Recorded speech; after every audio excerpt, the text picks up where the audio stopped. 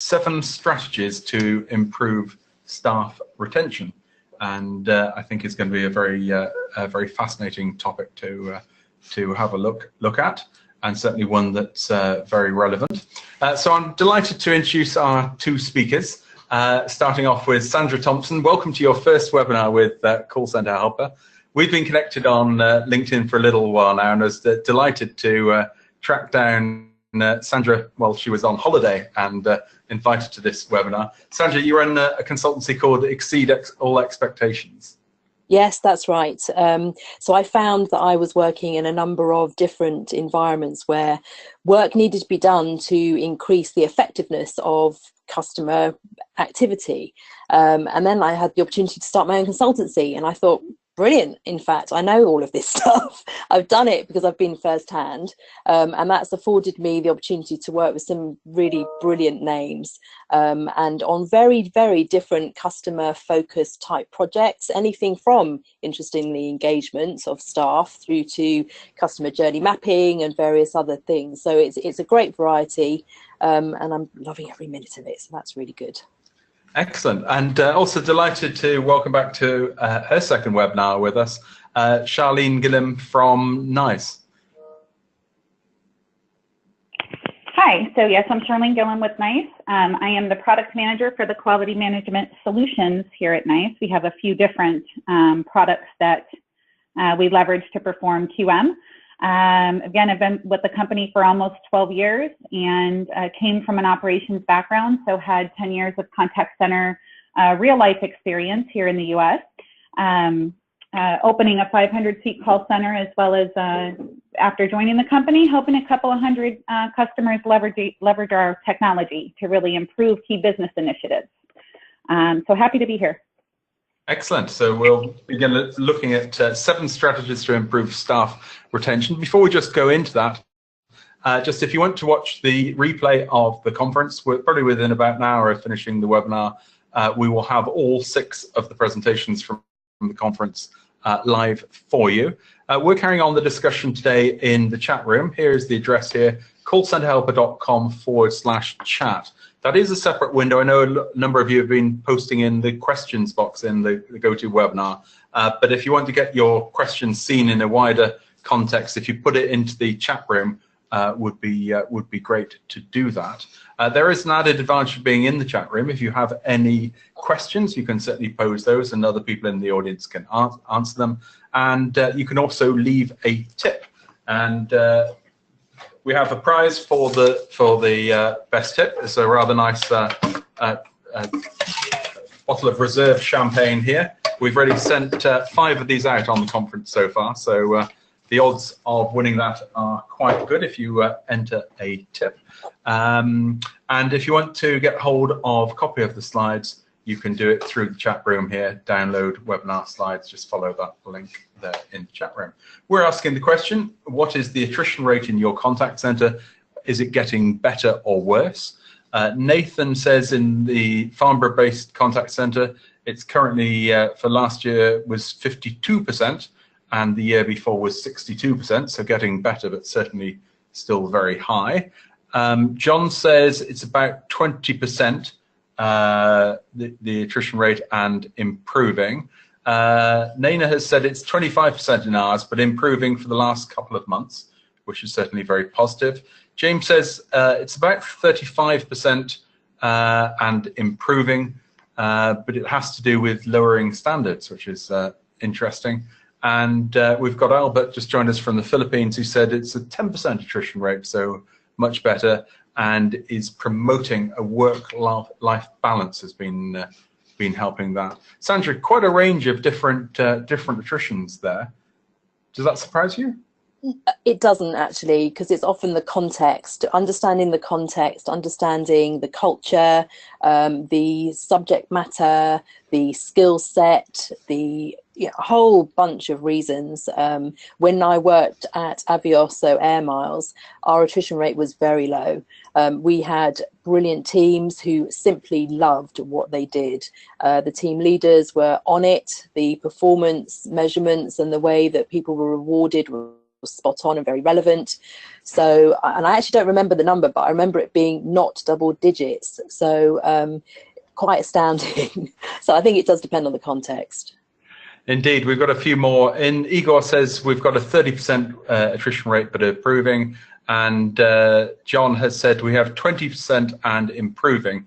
We've had significant business change 12 to 18 months ago, moving the contact centre from central London. So that probably would have had a bit of an impact. Well, Sandra, as you mentioned, coaching has a key element in terms of attrition. And I'd like to ask a poll question now of everybody, which is on average per month, how much time per advisor would you say is devoted to coaching? So let me just put the poll up here. So on average, would you say it is 0 to 15 minutes? Would you say it's 30 minutes, 1 hour, 2 hours, or 4 hours or more a month of coaching? This is on average per advisor. If you'd just like to vote on that. Charlene, any predictions of which answer you think is likely to come up? So typically when we ask this question of our customers, we hear what is planned, and then what actually takes place is a little bit different. So typically they're planning between 30 minutes and an hour each month to dedicate to coaching. But what actually ends up happening is 30 minutes or less. And usually coaching is the first thing that we have found is being sacrificed in the event of high call volumes or all hands on deck scenarios. Coaching is the first thing that's considered optional, and so it goes. So there's an according to plan answer, and then there is a what's actually being delivered answer in my experience. Okay, well, let's have a look at see what the answers are here. So presumably this is what we've asked is actually devoted, and the answer is the most common one. 30% say 2 hours, 11% say 4 hours or more. So it looks like over half get an hour or less per month of coaching.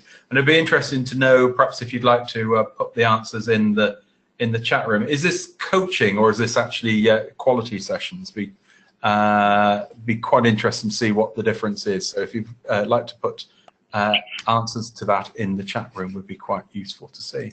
Well, I think it's probably quite a good time now to pass across to Sandra. And Sandra, I think you're going to share with us 4 strategies for how to improve agent retention, and then we'll pass across to Charlene, who will do 3 strategies in, well, making a total of 7. So if I pass across to you, Sandra, and sure. Sandra, if you'd like to put your presentation up and share your thoughts. Okay. Thank you. Okay, well, hi everyone. Delighted to join this session, so thank you for having me. I want to really share 4 strategies, so 4 ideas that have come to mind through the experience that I've had and also from some of the academic stuff that I do as well. We're going to cover those, and I wanted also to ensure that I gave you some practical tips and also some places to go. So there's follow-up on each of these slides, and there's also some links to other places that you might want to have a look at to get some more practical guidance and some tools, really. The 4 strategies I want to look at is really around purpose, emotional intelligence. That's a bit of a buzz term at the moment, and I think it is specifically relevant, particularly in contact centres right now. The topic of feedback and some of the golden oldies of things that we take for granted versus those things that are pretty simple. And the last thing that I want to bring up, which could be slightly contentious, is around adding value, or otherwise known as kind of rewards and benefits. So if I move on then to the reason why you might like to listen to what I have to say and why what I've got to say is credible. I've done about 17 years in marketing and customer facing roles, and certainly within that time I've dealt with a number of different contact centres and understood where they were coming from, understood what pressures they were under in order to deliver some of the work that we were doing, and particularly, as I was mentioning earlier, working with places like the Open University and particularly Network Rail, and how they encourage and coach and nurture the staff they have, and some of the things like onboarding that have been quite simple and straightforward interventions, but have had a radical impact on how retention is, the numbers have increased. So I think that the other point I want to just say is that I lecture on people management and also customer experience at a business school in London. And some of the thinking that comes from the millennials and actually other generations, particularly my peers, I also want to start sharing with you a bit so that you can see where the thinking is and what kind of methods and models are out there that you might want to consider. So number one, creating meaning. The saying really for this whole section is around millennials want purpose over paychecks. So what exactly does that mean? So recent research has said that 74% of candidates want a job that actually makes a difference, where their work actually matters. So what might that mean for people like you and I? Well, ultimately, it means having a mission and explaining really simply the difference the business that you do makes a difference to people. And there are a multitude of things. I mean, I was head of marketing for Macmillan Cancer Support, where the work we did, it was pretty obvious the changes that we were making. But some consultancy I undertook for Aldermore Bank, where people thought, you know, it's just a bank, it's a finance house. Well, actually, no, you're making dramatic opportunities available to people who weren't able to get mortgages anywhere else. You're helping dreams come true.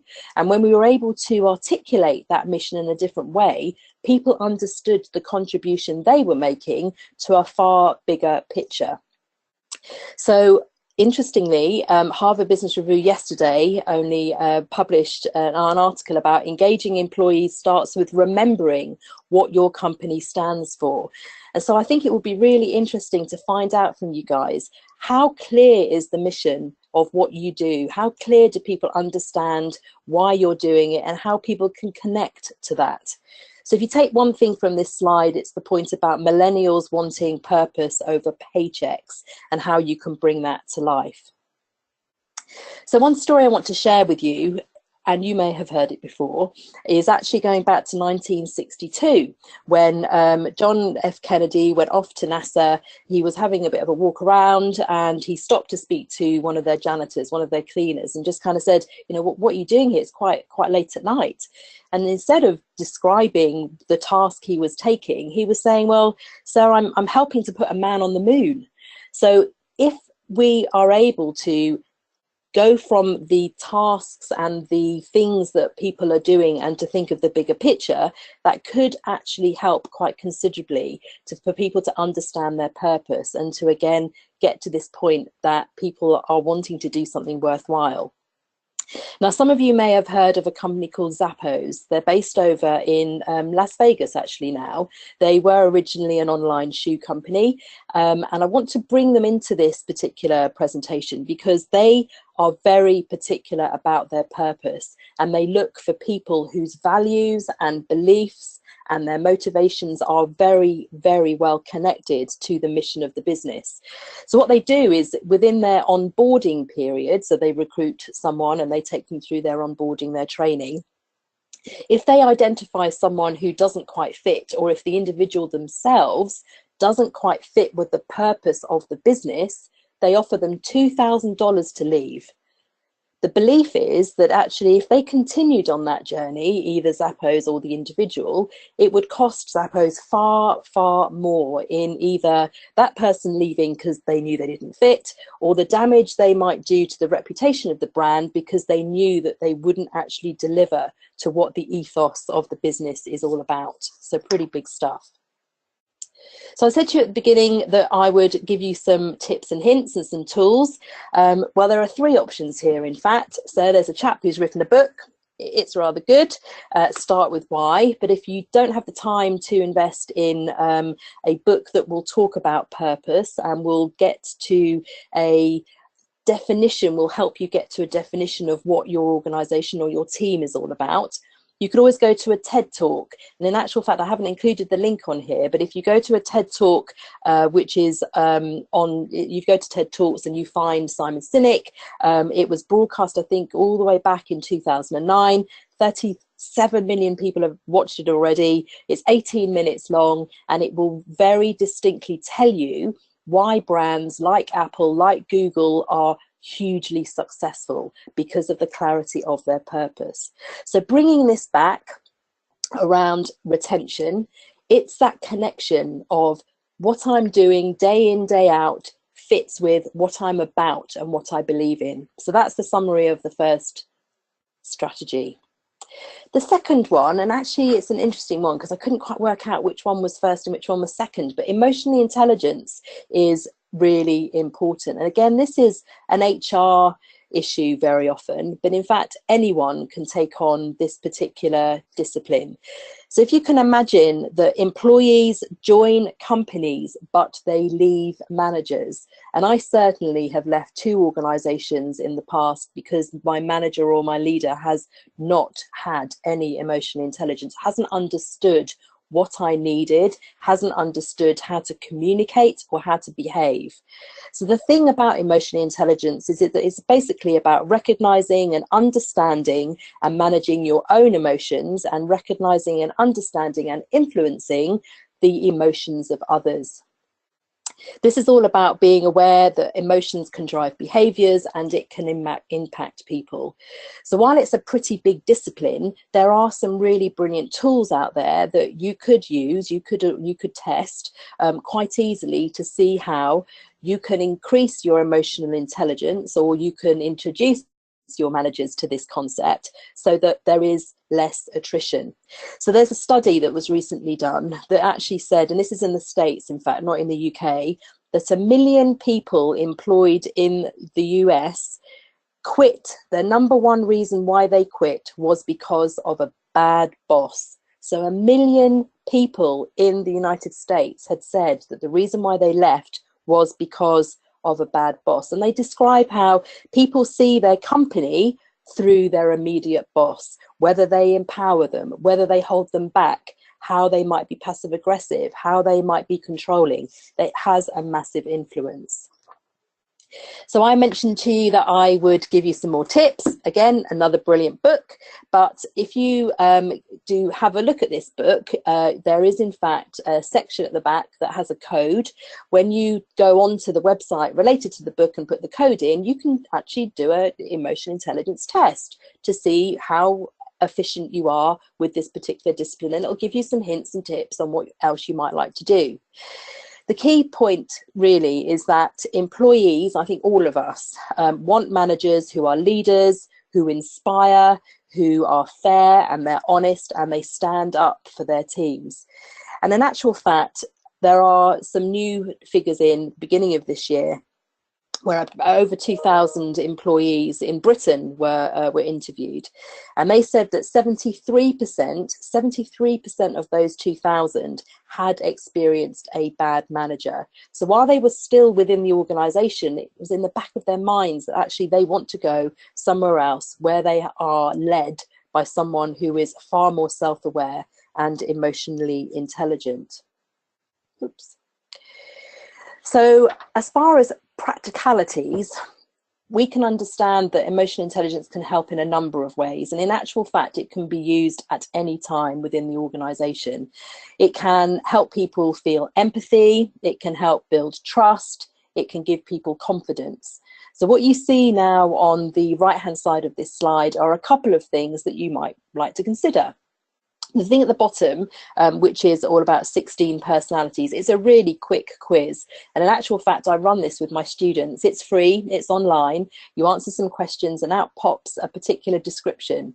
Now, again, depending on how honest you are with the questions, it will influence what type of description comes back. So in many respects, the 16 personalities is a bit of fun. But the interesting thing is it starts conversations. It gives people permission to say, I never knew that you were actually quite introverted, or I never knew that you weren't comfortable with this, or I didn't know that you aspired to be that. And it can help managers and peers broach particular subjects that are sometimes just too awkward. The wheel you see at the top there in the top right hand corner is actually an extract from a report from something called Insights Discovery. It's a personality profiling system. You answer a bunch of questions and then you get something like a 30-page report, which helps people understand how to communicate with you, but also it identifies some blind spots.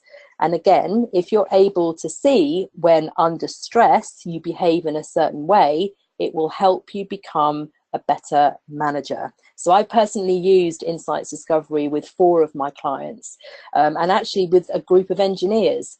And while they were skeptical at first, once they'd read the actual detail, it helped increase performance quite substantially. And it meant they were able to have more open conversations, thereby avoiding that whole thing around bad management.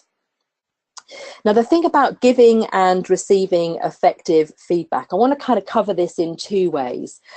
Firstly, I want to say that kind of covered the point about purpose, covered the point about emotional intelligence. So the job of feedback should be a lot easier if you have emotional competence and also if you are able to see that line of sight. So here's the big mission, here's how your team contributes to that mission, here's as an individual how you contribute to the team. You see the line of sight. So one of the most impressive conversations I ever had was with one of my managers. In fact she wasn't my manager, she was 2 managers above me, and I just joined the organization, and she asked me about my expectations. She gave me a list of the expectations she had of me, and then she expected me to give her a list of expectations I had of her. So this is very different to an employment contract where you go through the legalities. This is about a moral and a emotional, a kind of conscious conversation. And I've actually used that a lot with the people I work with. It sets the boundaries and it enables you to give feedback at any point. So if we think about the types of people that are working in the contact centres that I've dealt with, the millennials particularly are not interested in a once-a-year feedback session. And in actual fact, you guys probably will know that Google and certainly Amazon have dumped the whole idea of annual reviews. This now is all about immediate, short bursts of feedback immediately. And this is around both positive and also constructive feedback, not only from the managers, but from the individuals that guys are working with. So this is getting rid of annual reviews, and it's separating out the constant feedback you can give people on their performance, their contribution, their attitude and their behavior, and the financial reward that is built up from the collective of all of that. So it's really important that we think about ongoing performance, and then this whole thing about feedback from people as a whole, about their environment, about how the organization is treating them. And certainly a piece of work I did at Network Rail, which worked effectively, was about, it was called You Said We Did. And I'm sure very many of you have schemes like this. So the feedback would come from employment engagement surveys, and then there would be every month a pulse of you said this, we've done that. And this draws me to the next slide, and I think what I'm going to do actually, Jonty, is provide a bit more information as a kind of a supplementary deck. Now there's a website address at the bottom of this page. Thank you. There's a website, there's a web link at the bottom of this page for you guys to go into this in more detail if you wish. I'm going to cover it very high level, but the point here is that research says there are 4 key things that make people feel better, perform better, and stay. And those 4 things are about focus, giving people the ability to mentally focus on the task in hand. Second, purpose. We've covered that already. So what exactly is the organization's purpose and how do individuals fit with that? Third is value, and that's the emotional side. How am I getting value from my investment every day? And the final thing is about renewal. So that's the physical thing. That's the whole when I take my breaks, when I can get some time to recharge. And what this table is basically saying is that when you address what comes back from the feedback from your populace, and you are able to go back and say, you said this thing, we did this thing, on any of those, it has a direct correlation on staff retention. What this is a Harvard Business Review piece of work, and it actually was a survey of 19,000 people. And one of the staggering facts from here is that when one of those 4 things were addressed and people knew it had been taken seriously and some action had actually taken place, 63% of that 19,000 populace said they were more likely to stay with the company because they were listening and they were acting. Moving on. So at the risk of sounding patronizing, and I apologize now if I'm teaching many of you to suck eggs, but there is some really interesting, again, some really interesting findings from research about saying thank you. Now, it doesn't need a big budget. I used to siphon off a little bit of my marketing budget for the odd set of, bunch of flowers or a couple of cinema tickets or something else for my teams. But in actual fact, it's actually pretty straightforward. What people are saying is that sometimes they are not even acknowledged, and recognition is one of those things that people often say in exit interviews. When I've dealt with companies, the thing that comes back is that my work is not recognized. And all you need to do is stop and take time to connect with the individual. So just take the time out and be specific. Very often I would accept a thank you from someone, but the ones that were really meaningful were the ones that said, when you did this thing, I felt like that. Or when you did this thing, the difference you made was this, which was far, far greater than just a simple thank you. So out of, I think the research is saying that out of 4 million employees, recognition is the thing that is often quoted in exit interviews as the thing that was the tipping point for people leaving, because they feel like they're being taken for granted. Okay, so the 4th out of 4, and I said I wanted to make it a little bit contentious, so here it is. Very often people will say to me, particularly when I was employed by organizations, they would say, our reward package is brilliant and that's the reason why you're going to stay. I'm sure it's going to be fantastic. And one of the tools that I worked on with Network Rail was a kind of calculator, how much you earned, what your pension was worth, what these things were worth, and it would give you a financial sum.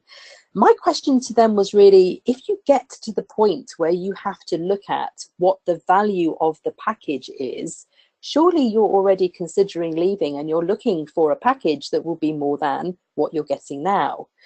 And we really contemplated actually the difference between reward and recognition and culture. So why am I bringing this up? So organizations like Skyscanner, they have something like 5 weeks fully paid when you've worked for 5 years. You can go where you like. Metro Bank have an awesome university that they send all their people off to for various numbers of courses. But the things that absolutely stand out, and the things that millennials particularly are interested in, is the added value you're giving to me in my life. So for Skyscanner, the thing that absolutely stands out is when someone says culture of ownership and independence rather than managers breathing down your neck and interesting work. So enabling people, actually enabling them to do a really brilliant job. And the point about Metro Bank is quoted as one of the most inspiring and positive environments I have ever worked in, plus world-class learning at university. So I guess my question here, my contentious question is, it's great having a bunch of rewards. It's great having some benefits. I would argue that they hook people in. I wouldn't say that you can rely on them to keep people. It absolutely needs to be a culture of enablement and opportunity. The final slide then in my deck is really just to show you a way that you could potentially organize your strategies. So these guys, Best Companies, are the data behind the Evening Standard and the Sunday Times Best Companies to Work For. And the thing that struck me was how brilliant the wheel was on the right hand side of this slide, because in actual fact, should you decide to either check in with the strategy you've got for retention, or if you're starting from scratch, the headings in here could be quite galvanizing for you, and they could be a pretty good focus. So with all of that said, I think I've whistled through that pretty quickly, but just to summarize really, a meaningful mission is absolutely what you may know, but other people in the organization may not have it front of mind. Do they understand the contribution that they're making? Making sure that your onboarding is thorough. So while you may recruit someone, are they really the right person? And are you able to perhaps consider not taking someone full to the final thing?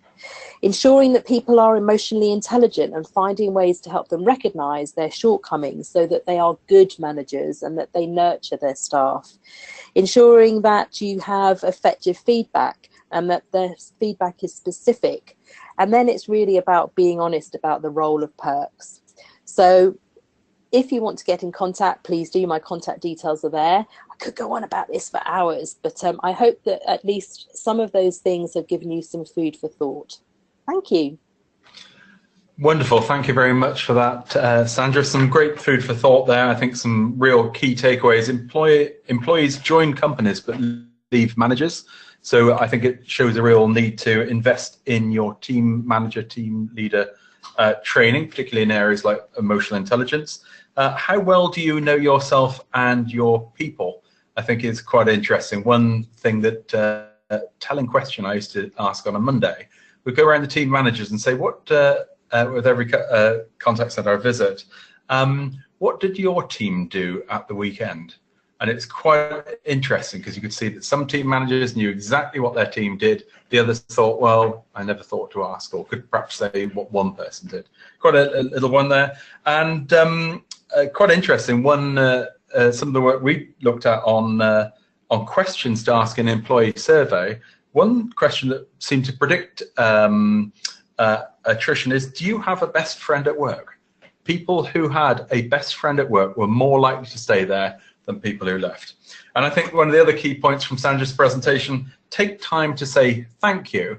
And a thank you can be much more powerful when you say, when you did this, the difference was. And I think that's a really great comparative way of saying thank you. So thank you very much indeed for that, Sandra. That's really made a difference to our session today. We're now going to jump across to the chat room, and let's have a look at some of the conversation that's been going on there. There's certainly been a lot of tips going through from the audience, been absolutely flying. Seema says, managing change effectively is the key to reducing attrition. Certainly a lot of people leave with change. And Charlie said, advertise job progression opportunities. If the team feel like there's no progression pathway in the contact center, ambitious advisors probably won't stay long. Sandra, often see that the contact center could be a stepping point into the rest of the organization, but sometimes that's resisted. Yeah, I mean, it's such an interesting point because you can see where people want to hold on to their brilliant talent and they're missing the bigger picture. You know, they're missing the point about the organization as a whole. I've seen some phenomenal people work through the ranks and in a number of very, very different types of roles, because let's face it, there are transferable skills. So people's desire to try something else out, and that's another thing that comes out from millennials. They are up for the challenge. They want to learn something completely different. They want to be out of their comfort zone, and they will smash it because they're that determined. Indeed. Well, let's have a look at some of the... I'm sorry, what's interesting about that is, as a director of a contact center, also promoting your folks into other roles is in your best interest, because the more that people understand throughout the organization intimately what happens in the contact center, it can absolutely benefit your organization. Don't you find, Sandra? Absolutely. And certainly something that one particular contact center, so the Open University, was brilliant at was about identifying talent and also succession planning. And that makes it pretty formal. It makes the competency frameworks come to life, and it actually makes it an expectation of the culture of the business. So if a manager or a director was to not allow or make it difficult for someone to progress, well, actually, this is our policy. So it made it more uncomfortable for them to try and hold on to others. As I say, I've seen some brilliant thinking, some really disruptive, creative solution finding from people who have seen it and done it, and they've just been desperate to go and fix it. And by having these promotions, they fixed it, and it's made so much better for all of their peers. Indeed, some excellent tips coming in. Igor has said, listen and talk to the advisors, ask their opinion, let them voice their concerns and ideas. Survey their everyday life in the office, everything from facilities to their desks and chairs, everything. Empower your employees and make them feel part of the success of the company. We define yourselves as a team, a family, all working together. Charlene, I think that's quite a nice way of making it a bit like a family. Yeah, no, absolutely. And I think, you know, we often hear some organizations talk about the person who's the squeaky wheel, and they don't want to give the impression that the squeaky wheel gets the grease, right? But what I've often found is that squeaky wheel can divulge a lot of key pieces of information, of operational breakdowns that can benefit you in the long run. So give them an avenue, give them a way to share that their feedback in a logical way that prevents that from spreading, from becoming a cancer in your organization. Because if you don't provide them that avenue, that's exactly what it's going to be. Indeed, and Albert has got a 5-point plan of what they're doing currently to manage attrition. First, clear and straightforward onboarding process for new employees, and setting the correct expectation of workload and culture. That's certainly a key one. Second, clear path planning and mentoring program. Third is monthly recognition of top performers. 4, an open door policy, feedback, and quarterly FGD, I'm not sure what FGD means, and monthly engagement activities. And lastly, the most important is a salary increase that matches it. So Sandra, what's your thought on that? Fantastic. I mean, I don't know what to say really. It's got some stuff in there from my presentation. The expectation is really key. The onboarding is really critical. And actually, while I've seen sometimes the recognition of top performers backfire, when it's done exceptionally well, they're role models. And people want to have that. Just be careful around people being more introvert and versus extrovert. And as long as you're cognizant of the type of person they are, fantastic. It seems to be working, so that's good. Excellent. Well, we're going to ask a poll now, going back to coaching. And how do you select calls or contacts for coaching purposes? Is it done on a random basis? Is it done with short or long calls? Is it that your advisors can choose the interaction they want to be coached on? Do you do it keyword based on something like analytics, or do you do it on some other business drivers? So you can select multiple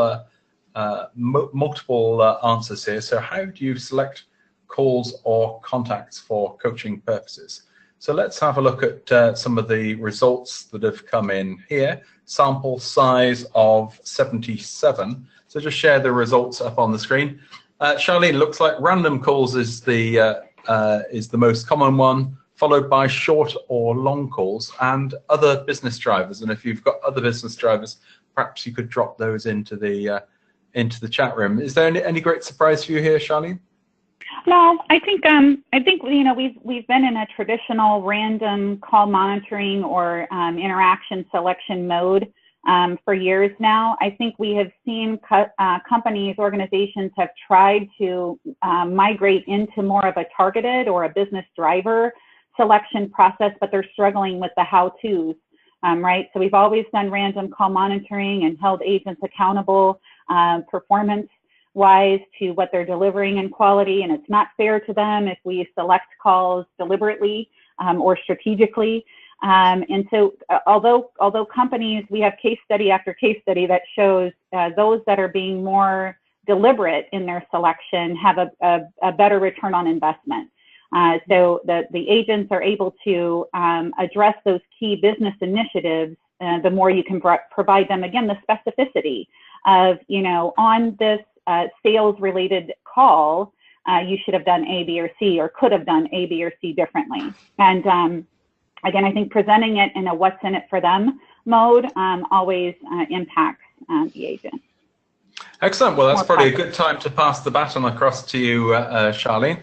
And I think you're going to talk us through 3 ideas where technology can help improve with agent retention. All right, so let's see if I have the right, can you tell me, do you see my screen in presentation mode? We can see a screen, but there's no writing on it currently. All right, that looks like that might be good. Now? There we are. We can now. All right, perfect. All right, so let me just build this slide. We've captured a couple of stats, interesting stats on the result of poor employee engagement. And so this is how attrition, how employee engagement really affects attrition. All right, so most of us know that attrition comes at a high cost, but putting it into the context of some studies that we have information that we've gathered related to studies. I got to move my chat window because it's kind of blocking me here. Sorry. Is that it comes at such a high cost that 30 to 60% of an agent's salary is actually the cost of replacing an agent. So when you think in terms of that, of the cost to your organization, it really is key to make attrition a key initiative if it's not in the organization. 1/3 of employees are engaged in their jobs. So this is a poll that was done that said only 1/3 of the employees responded that they are completely engaged. And engaged employees actually are more productive, 17% more productive in their job, 21% more profitable. So in terms of technology, we want to talk about how you can use technology to keep employees engaged and invested. And I'm going to go back to even Sandra's first tip about purpose over paycheck. The way that the primary way or the initial way that you engage employees is to give them purpose. And when we are consulting around quality management holistically in organizations, we're talking about the purpose. What is the purpose? What are you trying to drive with your quality program? You have to define that first and then advertise it. You have to let it be known. If it is all about the agent and agent performance, then that becomes the definition of your program. And everything that you do is aligned to improving agent performance, which then in turn improves your key business initiatives, if in fact all of those things are aligned. 88% of employees say that turnover is for reasons other than pay, right? Well, these are all the things that Sandra mentioned in her presentation: lack of recognition, lack of opportunity, training, tools and resources, communication, workload, and teamwork. Those stats were done over exit interviews, over 20,000 agents that did exit interviews across 17 industries. So the across 17 industries should cover most of the attendees today, that these are some of the things that are impacting your employee turnover in your organization. And then, of course, as Sandra indicated, the millennial factor, right? 60% of millennials are open to new job opportunities at any given time, and they will make up 75% of the global workforce by 2025.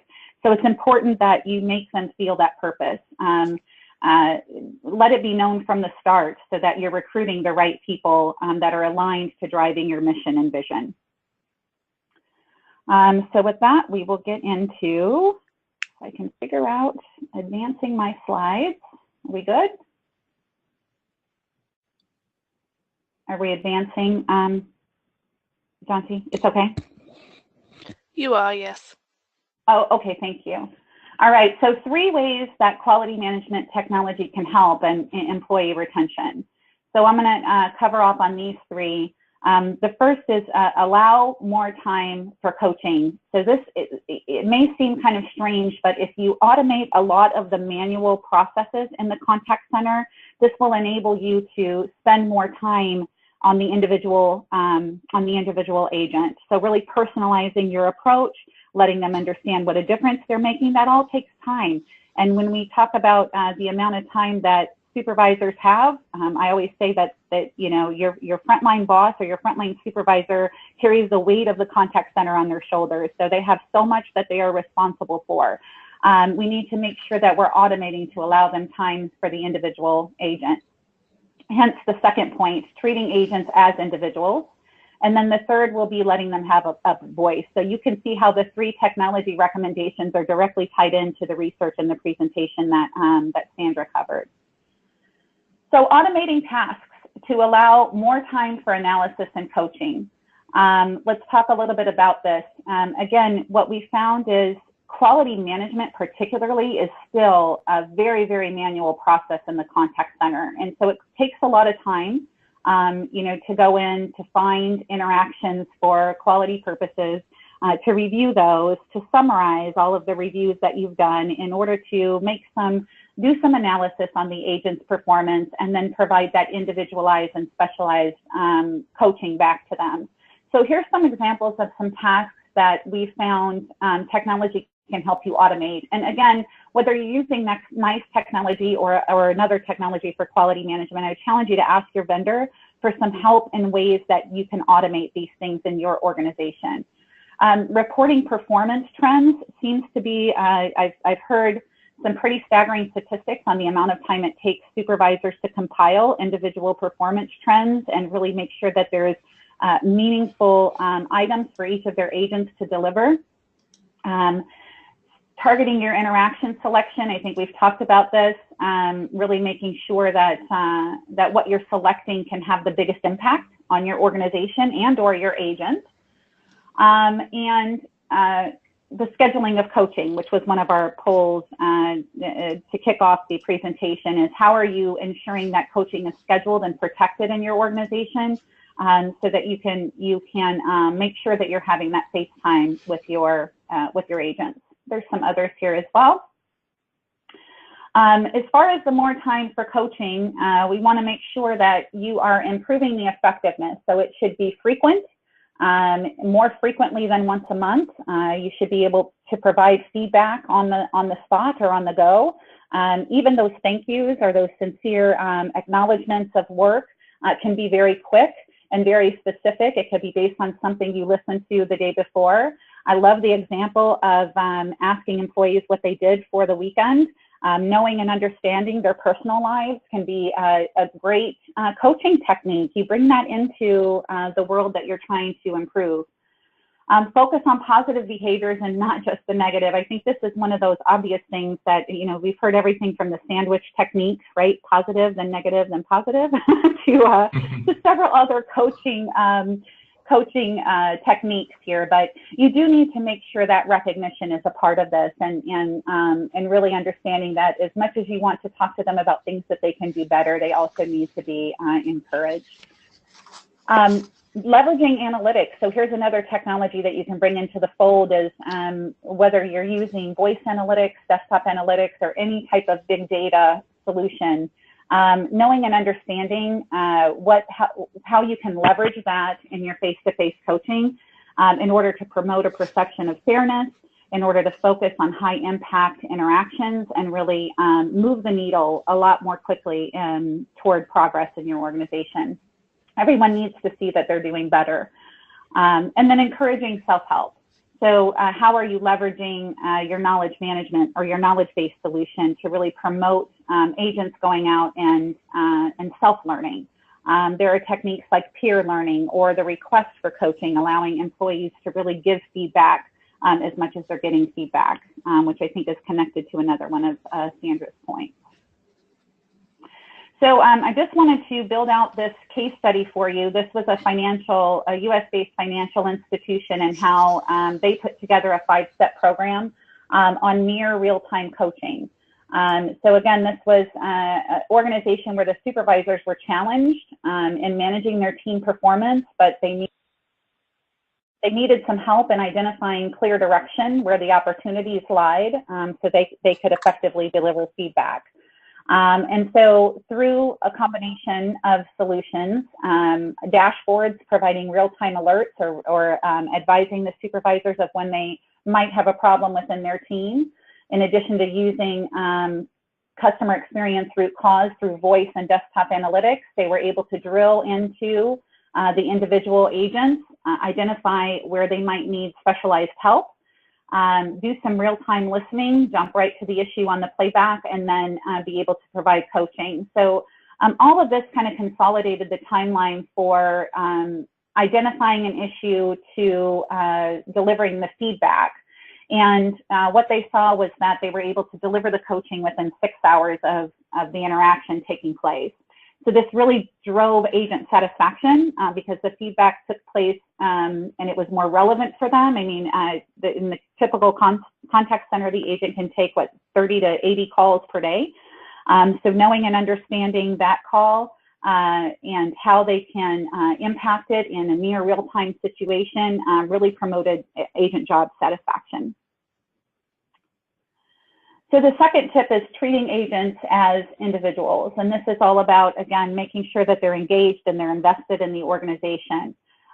We believe in transparency. So agents need to know how they're doing and they need to know how to improve. The need to know how they're doing it can be covered by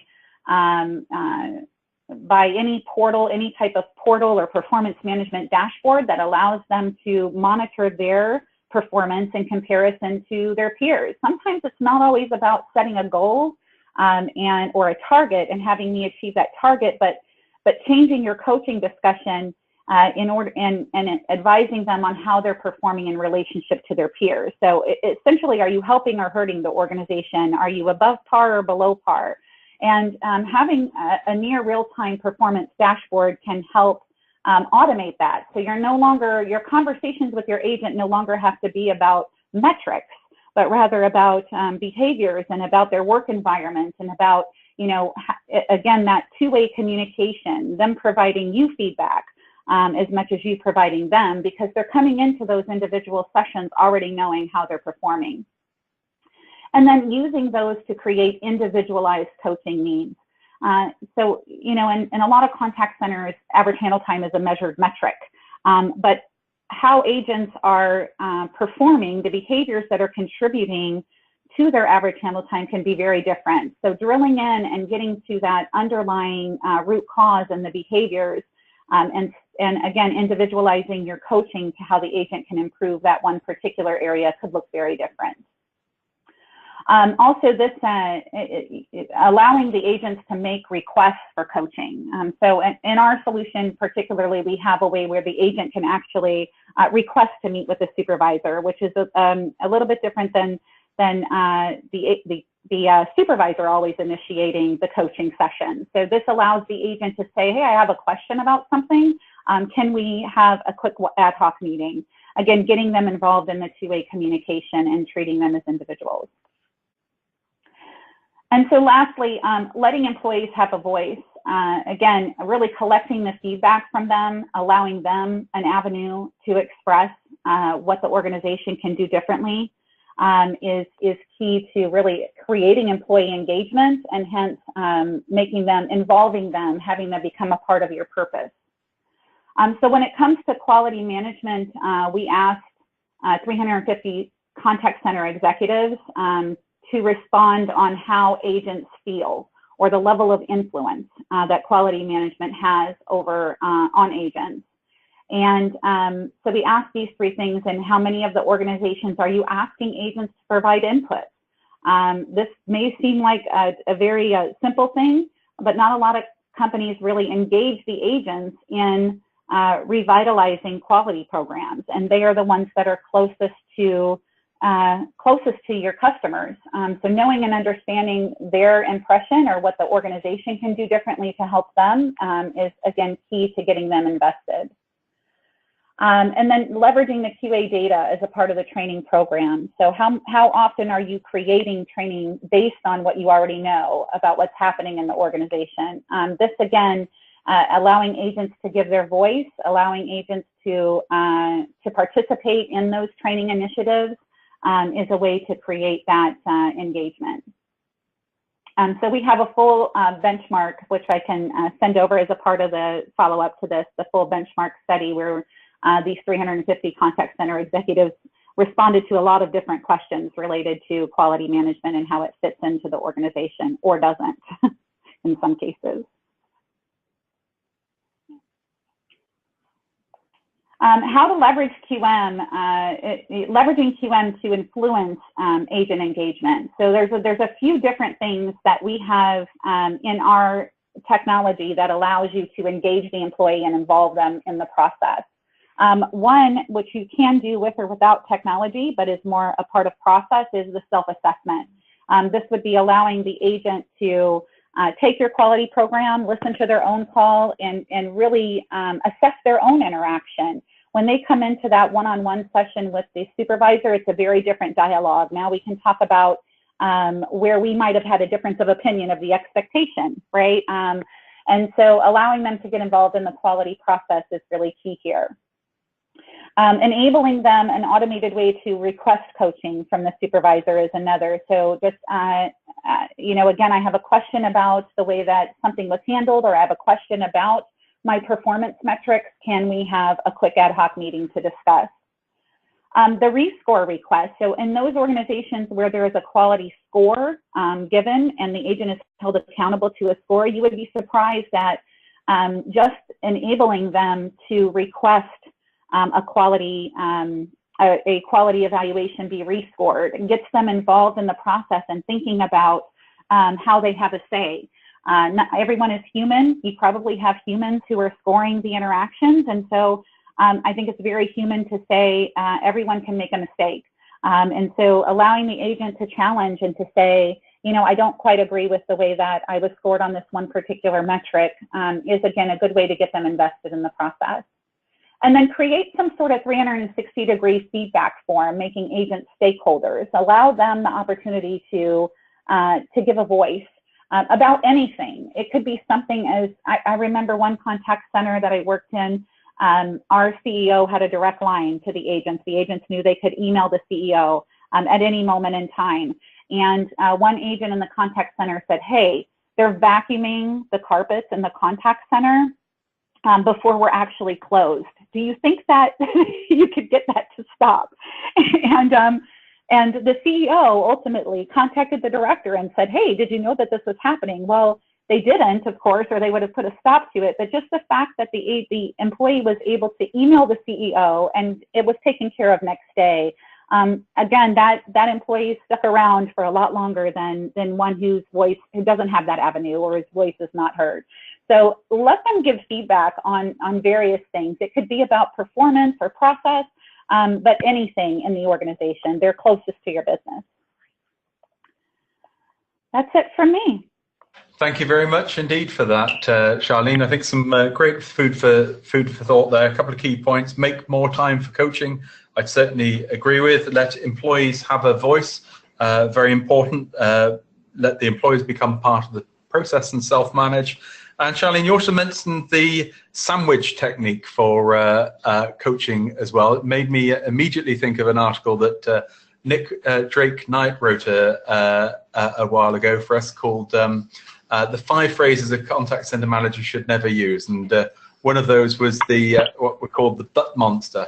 You should never say you've done well, but, which is the sandwich technique, I think, which negates all of that. So there's a link we've just posted into the chat room if you want to read that article. Quite a nice, been a very popular one. Well, we've got time for a few tips. Let's have a look at what's been going on in the chat room. Valerie says, be genuine. Live your values genuinely, otherwise your staff will become turned off and cynical.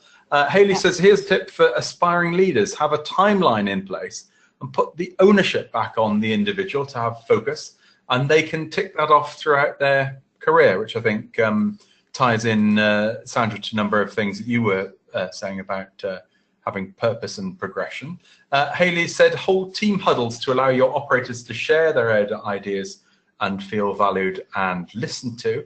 And here's a question Nathan has said for both Sandra and Charlene. Have you experienced any methods of giving feedback that gain more engagement and or a positive response, especially when you're dealing with millennials? Charlene, let's start with you and then we'll go to Sandra. Yeah, I think with millennials, here's the thing. one, they need to know clearly the expectation. And number two, they need pretty direct feedback. So it's important that they know both what you expect and then get some real time, if you can imagine millennials expecting real time, that they need to know real time how they're doing. And I say sometimes we make the conversation more complicated or more difficult than the millennial actually expects.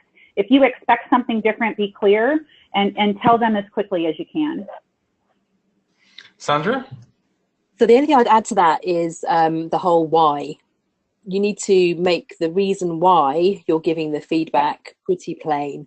So either understanding what their drivers are. So if they wanted a promotion or if they want to feel good or whatever the thing is, it's saying, I'd like to give you some feedback because this will help you with this or this. So it's in their interest to want to listen. And then the other thing is to ensure that you give them ample opportunity to respond, because they have, in my experience, very, very many opinions of their own, and they absolutely have to be thinking that you're listening and you're actively listening. So the context and then active listening. Excellent. Thank you very much indeed for that. Well, I'm afraid that's the end of the hour. And if you'd just like to say in the chat room, in 1 or 2 words, what did you like best about today's webinar? Our winning tip comes from James. James said, we've allowed employees to split their work day between the call center and other departments. It allows for a break in just taking phone calls and gives them an opportunity to audition for other leaders in the company. So very much using the contact center as a stepping stone into the rest of the organization. So I like that. So James, we'll be in touch whether you want a bottle of champagne or a box of chocolates or indeed an Amazon gift card. Could you please complete our survey as you leave the webinar? It's only 4 questions long. And if you'd like a demonstration of the nice quality evaluation software and how that can improve staff retention, if you'd like to fill that into the survey, and we can certainly do that. The replay will be available for the whole conference in about an hour. And that's the end of the conference for now, but we will be back with our normal webinar schedule next week. So just like to say thank you very much to our 2 speakers. Sandra, it's been an absolute pleasure to have you with us today. Thank you very much. It's been an absolute joy. Excellent, and it's been lovely to have you, Charlene, join us from Texas. Yep, thank you as well. Appreciate it. Indeed, and that's the end of the conference. We've had a great time doing it. Thanks very much, and we'll be back for a webinar next week. Bye-bye all.